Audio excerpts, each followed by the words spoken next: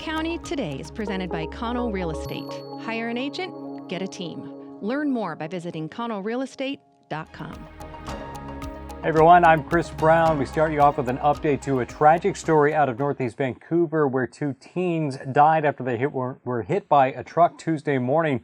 17-year-old Andrew Fright and 14-year-old Taylor Crapo were crossing 112th Avenue near 23rd Circle when a green Chevy truck driven by a 19-year-old on his way to work hit them both.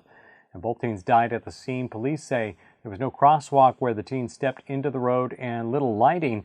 They were both also wearing dark clothing. Crapo was an 8th grader at Y East Middle School. Evergreen School District says counselors are being made available.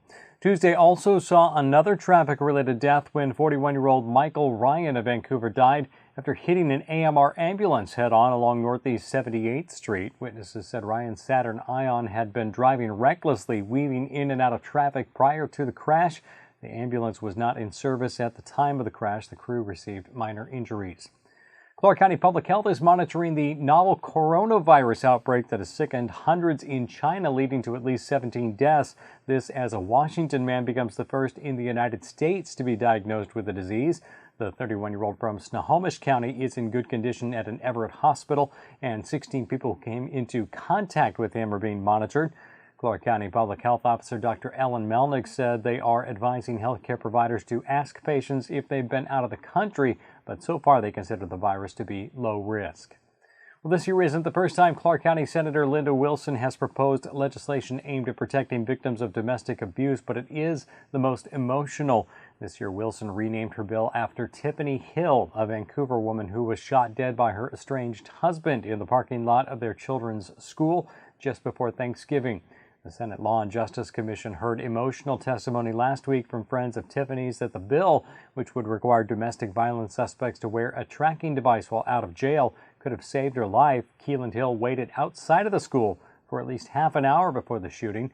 Under Wilson's bill, Tiffany would have received a notification if her estranged husband came within a certain distance. The bill appears likely to make it to the full Senate for a vote this session.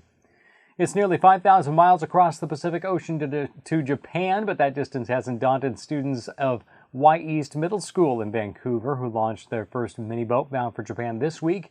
Last week we told you about the program and the process of building the 5-foot-long boats. This week the students met up with others from Oregon at the annual Mini Boat Summit in the Astoria Maritime Museum along the mouth of the Columbia River.